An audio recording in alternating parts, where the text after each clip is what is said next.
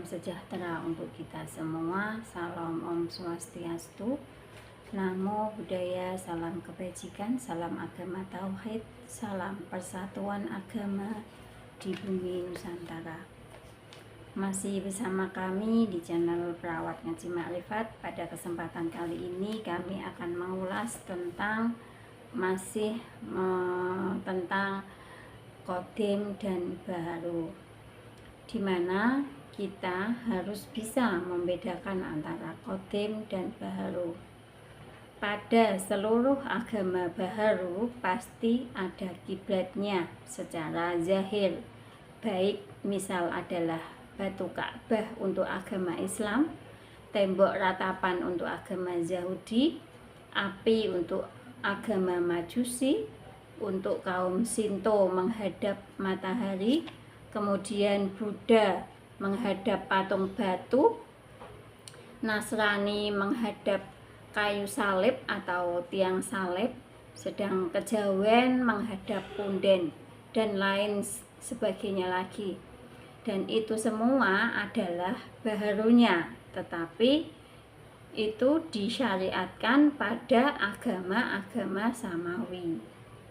Nah, ketika Baharu berhenti di Baharu dan tidak lanjut ke Qadim, maka itulah akhirnya orang menyembah itu semua adalah sebagai berhala. Akhirnya orang menghadap Ka'bah, menyembah berhala, menyembah kayu salib, menyembah patung batu, menyembah matahari, api, tembok ratapan ataupun punden, dan pohon besar. Jadi yang membedakan menjadi agama Samawi adalah Baharu itu harus bisa sampai ke Qadim, dan inilah adalah perbedaannya.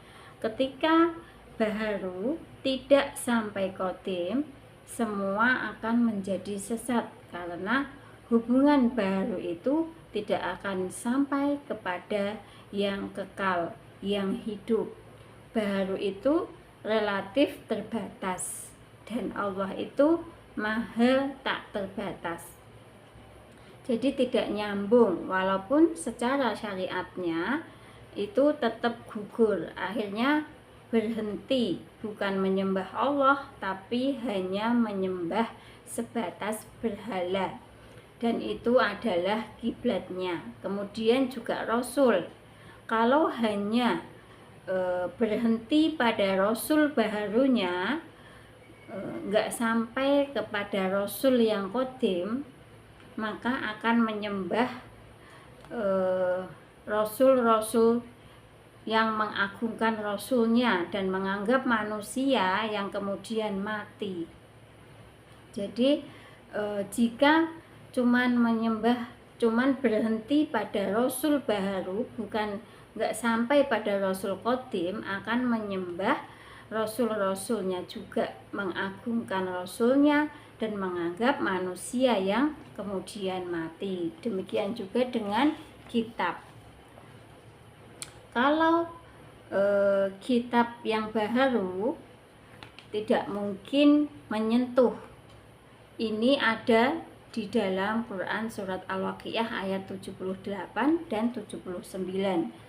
Di sana dijelaskan kecuali oleh hamba yang ruhnya disucikan. Jadi membaca kitab pun harus sampai menjangkau yang Qadim. Jadi untuk pada Rasul kita harus jangan cuma sampai di Rasul Baharunya, harus bisa sampai kepada Rasul yang Qadim. Kalau Rasul Qadim itu tidak akan mati, sedangkan Rasul yang Baharu itu adalah akan mati. Demikian juga kitab, kita harus cuman tidak hanya di kitab Baharunya saja, kita harus bisa sampai pada kitab ke Qadimnya, karena memang yang bisa membaca kitab Qadim adalah bagi dia yang rohnya disucikan. Ini ada dalam Quran surat Al-Waqiah ayat 78 dan 79. Jadi Ini semua mengapa begitu pentingnya kita untuk belajar tentang ilmu metodologi Qadim ini, karena jika kita cuma sampai di baharu saja, maka kita akan semua peribadahan kita akan sia-sia, cuman sampai di dunia saja, tidak ada gunanya karena tidak sampai ke Qadim, otomatis tidak sampai kepada Allahu Subhanahu wa Ta'ala, tidak sampai kepada yang Maha Qadim.